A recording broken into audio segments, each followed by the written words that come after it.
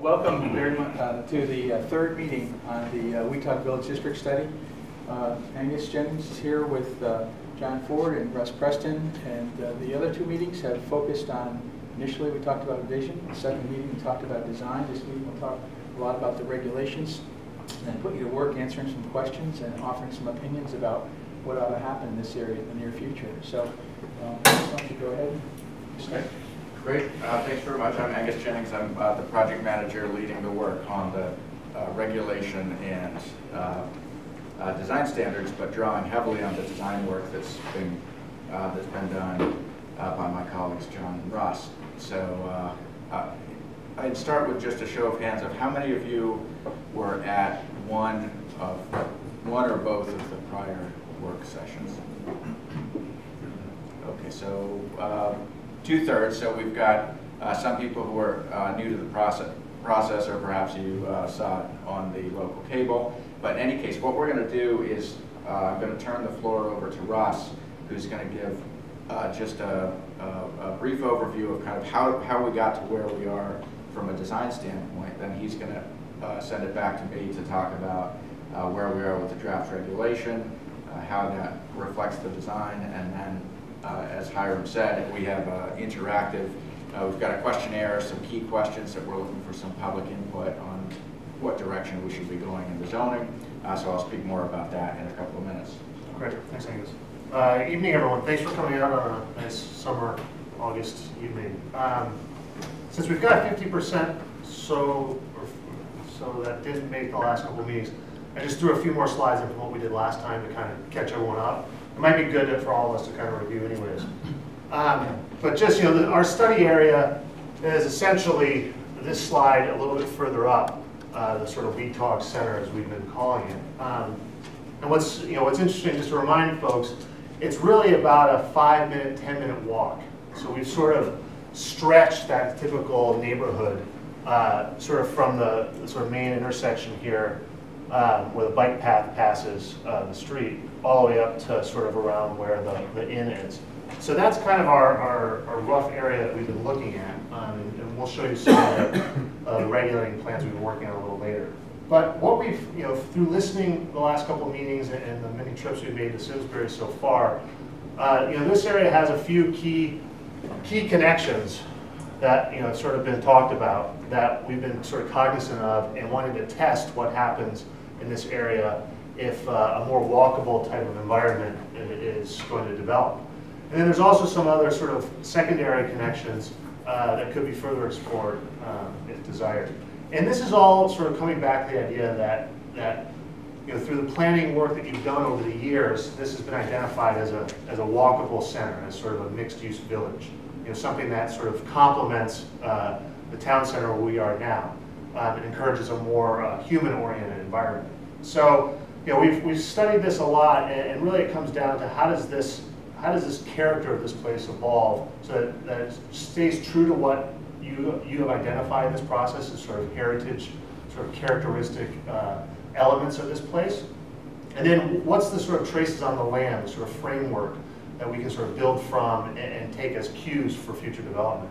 A key one here is the sort of the spine that's created by the bike path.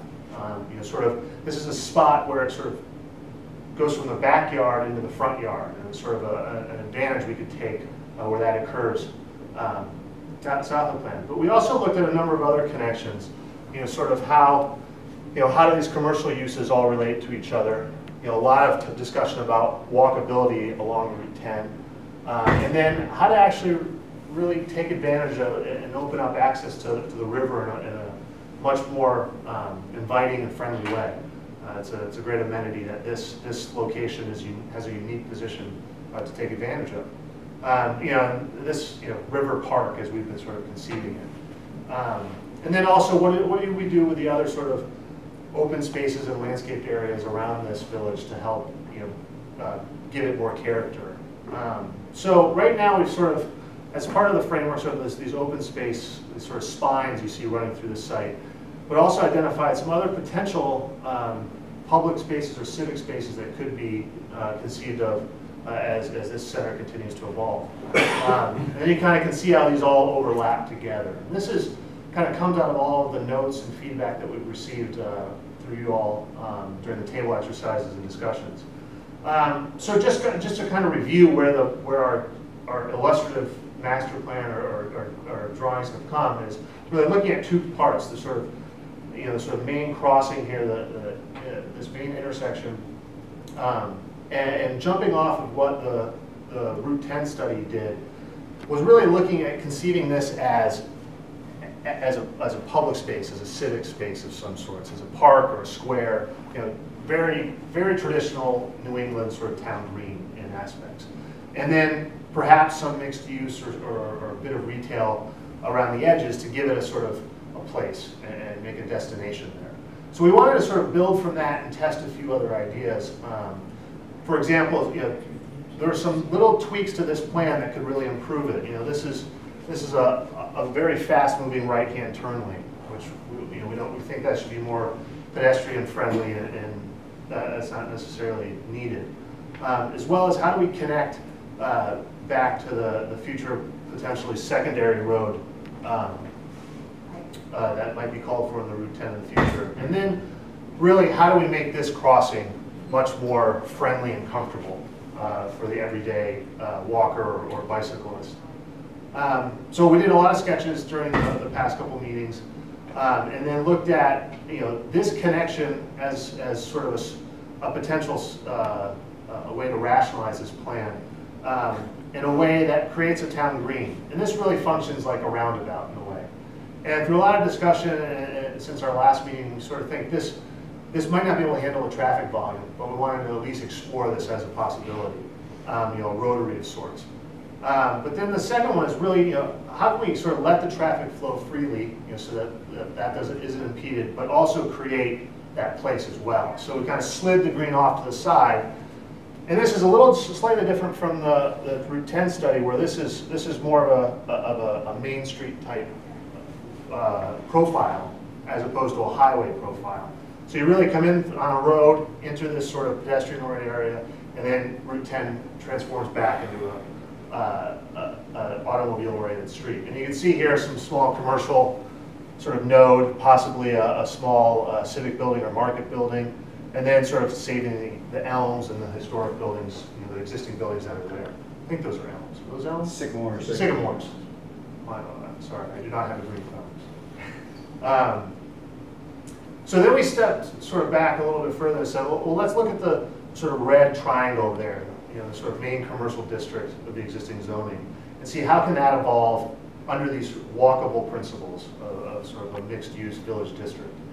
And it's pretty clear through all the discussions that this isn't a big box, this isn't a strip mall type development that's not envisioned. We haven't heard any indication of that. So that's what it would look like. And that was sort of what's allowed under the existing zoning. So we wanted to test that to say, okay, well, what can occur now, and what needs to change to allow for the regulations to create the vision that we've heard from you all. So having looked at the sort of our dot exercises, we realized that the sort of large parking lot in front was got a little bit of negative response. So we started to look at how can we tease out of here all of the elements of your local knowledge to create a possible plan,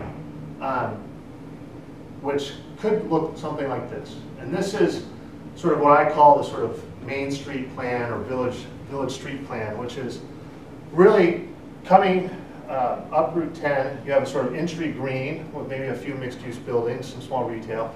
Then you have sort of a few blocks of what you would find in a village center. It could be mixed use, could be townhouse type housing, and then it culminates on another green, which could actually be a sort of sequence of trailheads for the bike path. And then another interesting is sort of looking at how the gas station might evolve. Its corner store use. It could just if it behave in a walkable environment just as well as it can in an auto-oriented environment. And then also, how can we think about using this bike path as a front, where these buildings might front on the bike path and take advantage of sort of the proximity to the river and the natural sort of corridor there. And you can see some of these details here. Yeah, and then this is this is sort of taken right from the elements of Simsbury already. That this type of series of small shops or cafes or what have you could occur there. And then the idea of the gas station behaving as a good neighbor. Right now it works fine because of cars. Everyone's in cars. But if people are walking, the gas station can get flipped backwards, where the corner store occurs, behaves just like a normal corner store would in a neighborhood. But behind you have the pumps and all the paraphernalia for the car. And you can see that here, where corner store and the sort of the gas station elements. And then the civic greens here that are slightly smaller, as opposed to this plan, which really rationalizes that into one civic space, which sets up. We had a lot of discussion about how do we connect these two, the inn and the conference venue, and looking at how we can take advantage of these two green spaces potentially as a way to do that. So this sort of sets up as two blocks, sort of a north block and a south block, which is sort of typical of a walkable place, a block structure. And possibly on the north, this what's now sort of a retention, sort of drainage area, could be rationalized into something more landscape oriented, more of a front to buildings. And then also, sizing these blocks, this is a discussion we'll get in later tonight about what type of uses do you guys see here. And that this, depending on the intensity, could take a parking structure, a deck or two of parking if needed down the road. And then what's the character of this place? What activities and uses would this community like to have there? Or what sort of as the Weatogue Green or Weatogue Square? Passive uses or active uses. So those are the two plans we sort of tested as, now working from those, what type of regulations do we need to put in place to allow this to be a potential future for this area? And we started to test this in 3D as well. Wanted to really look at how this type of place could evolve and what would be the character of it. So looking at a lot of the work the town center did on heights and building forms, we started to envision, one of these plans. This is sort of the Weatogue Green here, and how it might, what kind of character it might have. And I'll take you through a lot of these pieces, and then we'll come back to it later on in the process. But the main element here is sort of how it behaves along Route 10, which is that the buildings are pulled closer to the street, where you might have a 20-foot setback or so, which is something we could discuss, where they behave as if they're in a village center. They're part of that corridor, which also will help slow down traffic and help make this feel more like a mixed-use place. The second element of any plan that might evolve here is this hierarchy of streets, where we're really orienting buildings along frontages, which have a sidewalk, planting verge perhaps.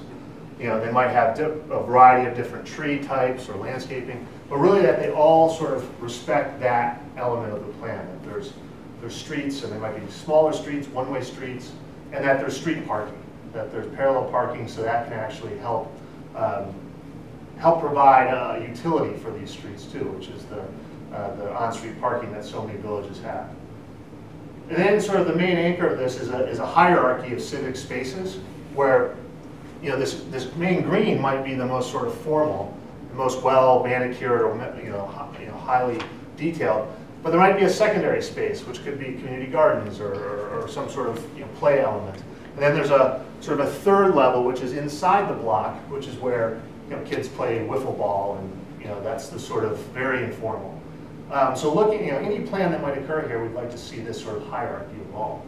And then important is, a mixed-use place is, all of your daily needs you could potentially walk to. So, this is a discussion we could have more tonight, but we sort of see this retail oriented around this green in a way that it has nice storefronts that are scaled to the pedestrian, and cafe, enough room for cafe seating, if you will, and a variety of different signage features that are characteristic of these types of places. So another element is how this plan evolves to sort of take advantage of these sort of anchor uses that are here and already exist in the district. And this is just showing that connection from the inn across to the conference center. And then to the fine details, and this, we might be able to talk more about this, but that even a commercial building should behave, in a way that's sort of representative of this place, and have smaller architectural elements, a portico, a cupola, even a roof shape. There's a building like that here in the town center. So just these little elements could, a lot of variety in a narrow range, so that it feels appropriate to Weatogue. So getting into the sort of the building blocks of this, these are 3-story buildings at a height limit of 40 feet. And this one is much more pronounced, where this one has sort of dormers. But that's the sort of character we're saying is probably the most intense for this district. And those are both mixed-use buildings. Then also, the idea of a more walkable commercial building, a tall single-story building that could be a gas station or might not. Now, we don't see this as a predominant building type throughout this area, but if it's well designed and oriented towards the street, it could behave in a way that is appropriate. Sort of going down to the more sort of the second level is these smaller townhouse type buildings that share a wall that could have some commercial on the first floor, or may just be fully residential. But those are a really appropriate building type for this area. And then getting into the sort of multifamily, a lot of sort of apartments could be senior housing, or it could be assisted living, or it could just be rental apartments or condos. But it could be a sort of a traditional apartment building, 2 or 3 stories, or it could be two families and 3 families, which you see around New England, which are a sort of a finer grain building type. And then the sort of the most common residential is the sort of single family home or side yard house, with parking behind and nice porches in front. So this is kind of where we've sort of thought about how to back into the regulations. So I'll hand it back over to Angus to take you through our next section. Thank you.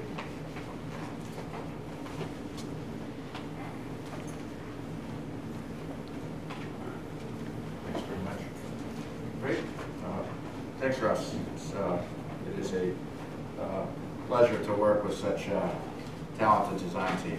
I've been very impressed throughout the process by the vision, and it's really quite realistic. I know when we first walked the site, especially those core blocks, it doesn't seem like a huge land area, but when you see what's capable of being accommodated there, and it all geometrically works. Granted, there's some issues of lot lines and land ownership and rights of way, and certainly some complex transactions that would need to happen to make that real.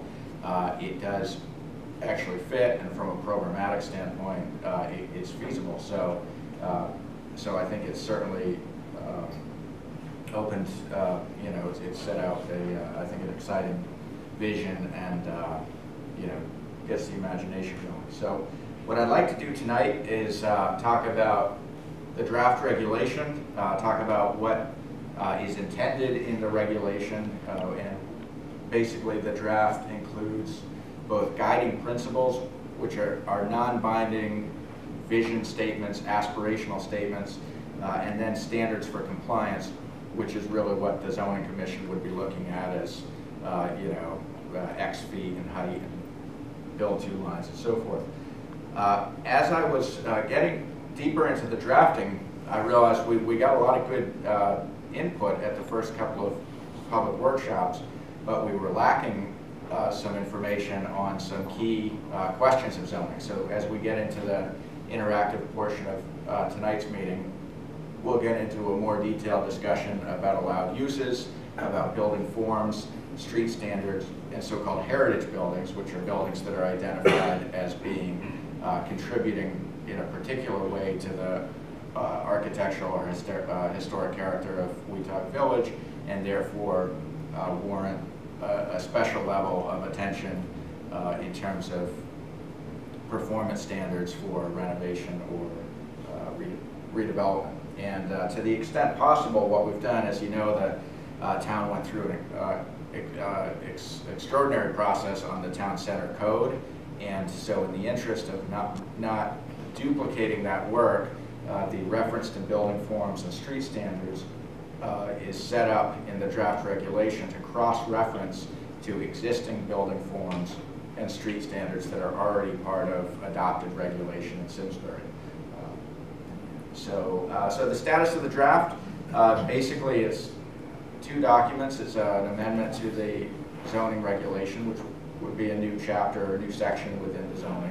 And then it would be a separate document, which is more image intensive, which is a design standards document, which has the same effect as zoning from a regulatory standpoint. So we just got the draft to the town about just over a week ago, which was a little bit later than we hoped. So we haven't given them the full amount of time to get us comments. So it should still be, everything we're talking about should still be considered a working draft. But I think that's fine as far as what we've tried to do is identify the key outstanding questions and organize tonight's meeting in a way that helps us advance those questions. Once we get to a draft that both we and the town officials feel is a really good working draft, that'll be shipped off to town council for a detailed legal review, and then at some point going forward, I think at that point it will go to the zoning commission for more formal public hearings. So the regulatory framework, I spoke of briefly, the kind of the two legs of the stool. The zoning regulations are typical to what you'd expect, including a purposes section, which references back to the village district statute at the state level. It establishes the boundaries. It establishes which sections of existing regulation apply and which sections don't apply. For instance, in the center code, there's sections that deal with, say, signage, but you also have sections in the zoning regulations that deal with signage. So which of those sections are going to apply here? What's the threshold for permitting? What level of activity requires review? And what if that it can be handled administratively by the planning director as opposed to within a public hearing? What are the allowed uses, the review process, and then the basis for decision? The idea being an applicant should have a clear expectation. Pardon me, I've had the hiccups all night, so you'll have to forgive that. What's the basis for decision? So the applicant knows coming in, these are the town's expectations, and these are the performance standards they need to meet in order to receive a permit. So the design standards, I mentioned, lay out the guiding principles and the standards for compliance. Key elements of that include a regulatory plan. I'll speak in more detail to that. Dimensional standards, including build-to lines, which is a different way of thinking about setbacks, because rather than establishing minimum distances that buildings have to be set back from the edge of the road right-of-way, a build-to line actually establishes a line where the buildings have to be oriented at that line, which is intended to create that street edge, which helps to create a sense of place. And over time, as different parcels build out, there's some overall design coherence that emerges, as opposed to one building set back 120 feet with all the parking in front, which can be very disruptive to that sense of place. And then the designation of heritage buildings. So I'm going to read what we've written as the overall guiding principles. We have 6 topics. So public spaces and pedestrian accessibility. The district should provide a safe, convenient, and accessible pedestrian network both to and through the district. Sidewalks and paths throughout the district should be well landscaped, including pedestrian amenities such as benches and trash receptacles, and should be well lit for clear wayfinding in the evening hours. Directional signage should be installed to encourage walking both within the district and to the Farmington River and the bike trail. To the extent that new development is proposed on lots that include gaps in the pedestrian network, new sidewalks to close those gaps and enhance the overall network are encouraged. Maintenance and enhancement of existing sidewalks, open spaces, and pocket parks, and creation of new public open spaces is encouraged. The town's objective over time is a combination of public and private investment that will result in a pedestrian network that connects development projects to the Farmington River. So that, on that topic, basically encompasses what the regulations then are trying to make enforceable. On infrastructure coordination, new development fronting on public streets should propose improvements to the public infrastructure, including traffic improvements, sidewalks and crosswalks, street lighting, burial of existing overhead utility lines, street trees, and/or other landscaping enhancements to the extent feasible within the overall development program. Where new development is proposed in proximity to existing public parks or open spaces, the applicant should propose enhancements to these public spaces and the pedestrian connections between those spaces and the development. On respecting historic heritage, adaptive reuse and renovation of existing heritage buildings is strongly encouraged. New development should emphasize the conservation of buildings or groups of buildings that have architectural or historical significance or are listed within public plans as contributing to the character of Weatogue Village. New construction should be complementary to the existing architectural design and form of buildings in Simsbury. Mix of uses. Weatogue Village was central to the historical settlement of the town of Simsbury. This location will remain significant to the cultural, economic, and residential character of the community in the future. The district may become a destination for employers as well as educational, cultural, or recreational institutions serving a local or regional population base. The district zoning encourages mixed use and non-residential development and investment as may be economically viable and culturally beneficial. On sustainability, it reads, sustainable construction techniques and materials should be incorporated in new construction in the district. Renovation of existing buildings should seek to improve energy efficiency within the building. Energy efficiency should be a central goal in selection of lighting, windows, materials, insulation, and HVAC systems.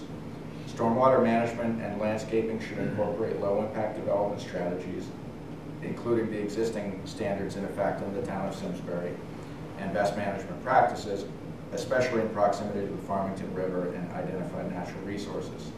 Mixed uses and allowance for higher development densities are encouraged within the district. In conjunction with this, increased use of alternative transportation methods is encouraged to reduce vehicle miles traveled per unit of development. Wayfinding signage should be installed to encourage walking, cycling, and the use of public transit. And finally, flexibility and variety in new development.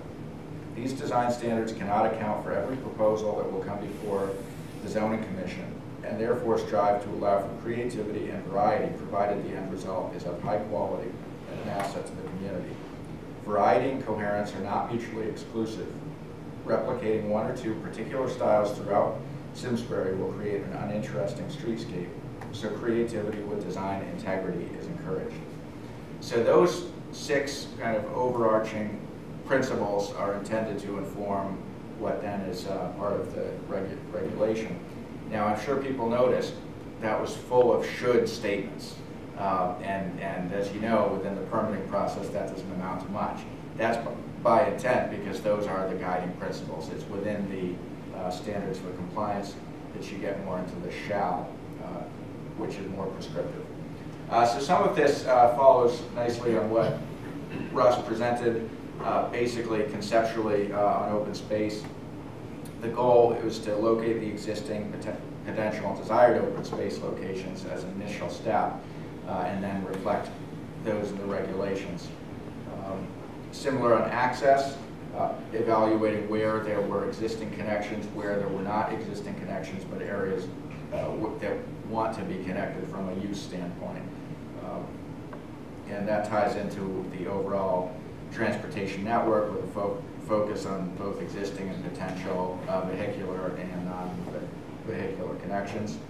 Part of the design work looked at the existing overall street network in Weatogue Village and a more conceptual long-term build-out with the idea that the creation of a block network and multiple ways for either a vehicle or a pedestrian to get from point A to point B creates a more dynamic environment, both from a street streetscape standpoint, but also economic vitality.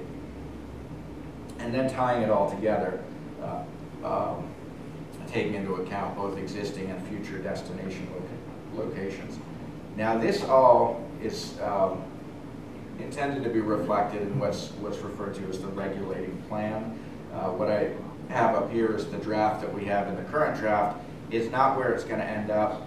We have a number of substantive questions, which is what we'll talk about in detail in the roundtable discussions.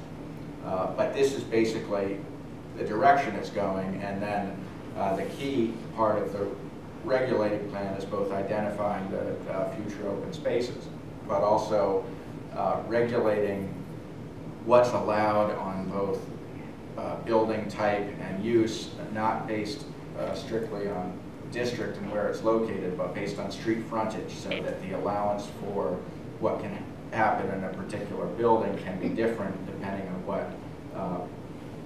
what side of the building and what street is facing, so that that's intended to give the town control over which types of streets are intended to be commercial, kind of main streets, and which are intended to be more residential and so forth.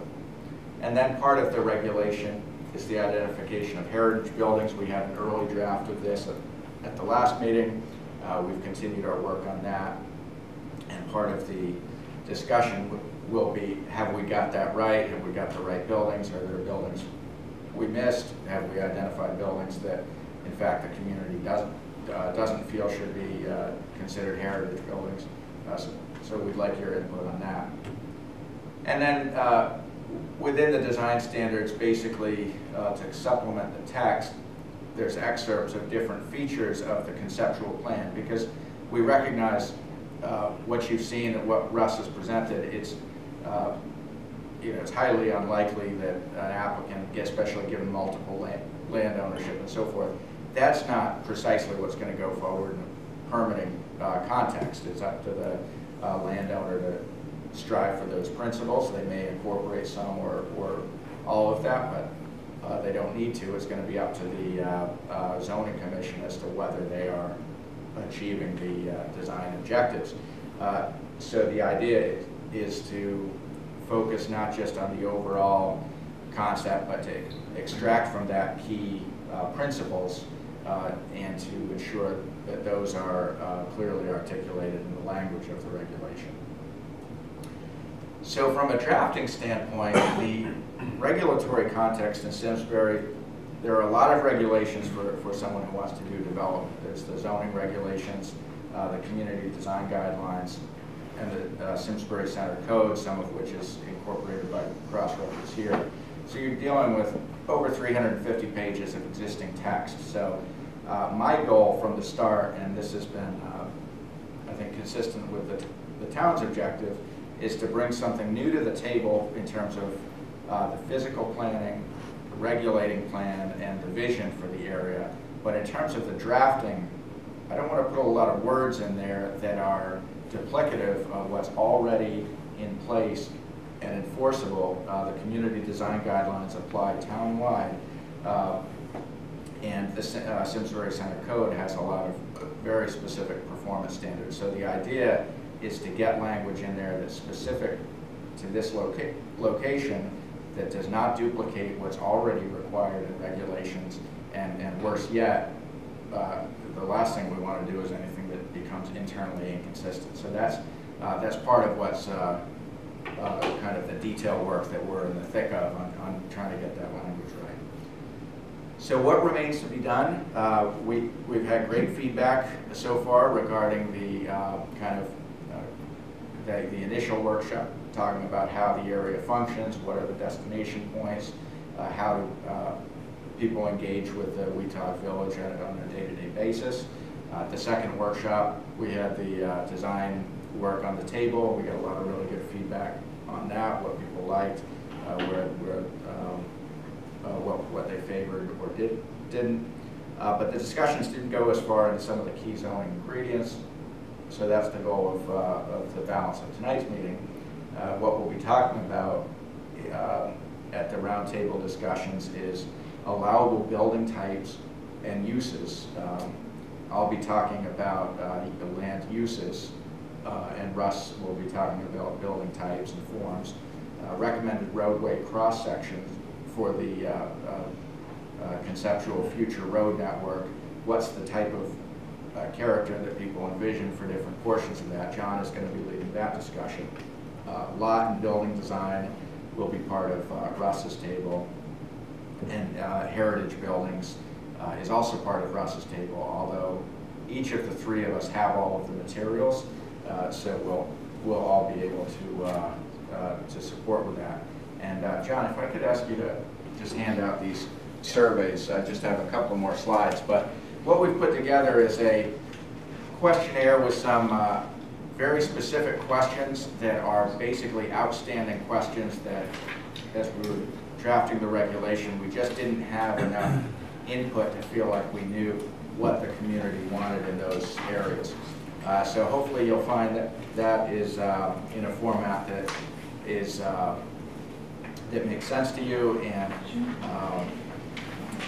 I'm going to put some basic questions, kind of big picture questions on the table. Right now, a lot of the work has gone toward the core kind of triangular blocks, but you saw in one of the conceptual drawings a potential new street network for the land to the west of Route 10, including the inn and the two major office buildings. Right now, we're silent on that in terms of the regulating plan, but if we hear from people that, oh, actually we like that vision, you should go forward with that, tonight would be the time to get into that.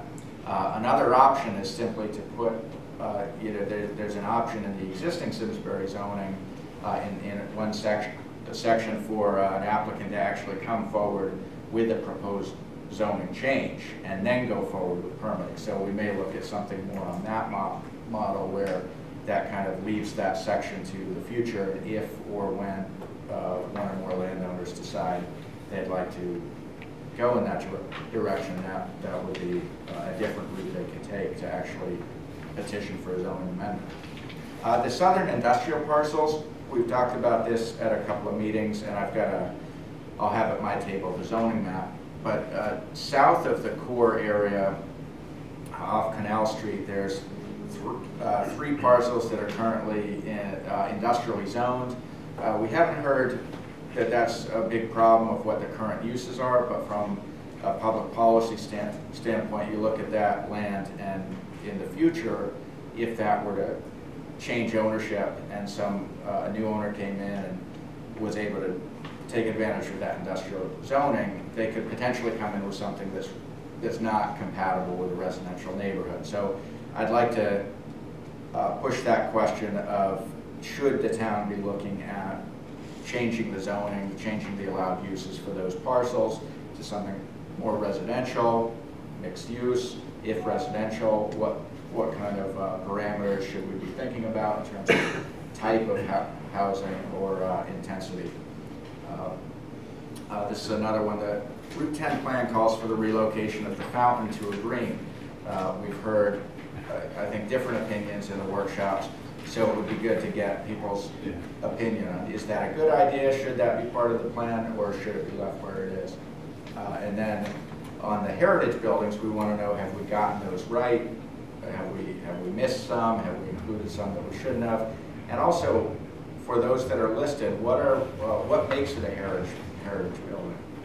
And there's graphics that show kind of pictures of everything, so you won't just have to remember that's all part of the materials that will be at the facilitated discussions. So finally, as we've said before, the town's maintaining an ongoing email list, and if you have not already signed up, I encourage you to do so. And then, as this gets into a formal hearing process with the zoning commission, you could be notified of that. So, before we break, are there any questions that people have for me or Russ or John? Sure. One thing I noticed in the northern extent of this has to do with the limit of Mitchell Auto Group property line across from Powder Forest. Yep. what if that parcel that is defined by 2 brooks, should that be included in this plan also? So are you referring to this area? Yep. Okay. That did come up at the first meeting, and you know, it has not been part of the continuing design work, partly because of the you know, it's a environmental physical barrier between the Weatogue group and that area. But if we hear tonight that that's important, I think that's, you know, it kind of didn't survive the initial cut in terms of getting enough interest to continue to be part of the conceptual design. Well, I represent about half of that next parcel, and I know that Yakima, which represents about the other 35–40% of it, are all, he and I are on the same page in terms of looking at other options rather than just straight residential. Mm-hmm. Okay, if you want to... I believe, is that residential code, Karen, right now? Was that R40? Yeah. Okay. And that would be appropriate for the table on allowed use, because the district study area is, you know, started a little bit larger than what we're showing here. So, you know, I can certainly make sure. And that goes from R40. What's Hazel Meadow called? I don't know. He's probably zoned, probably design development when it was created. I don't know the... Hazel Meadow, it's high density, is that what it's called? I don't know what it's called. No, not high density. There's probably either apartment zone or mixed condominium. Okay. The lot sizes are smaller than ours. Okay. Good. Thank you. Sure.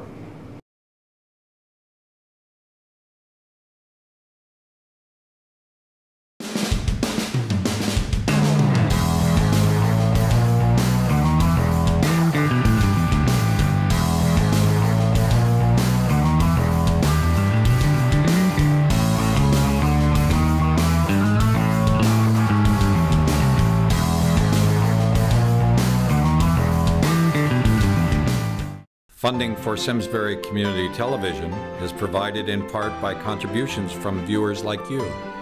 Thank you.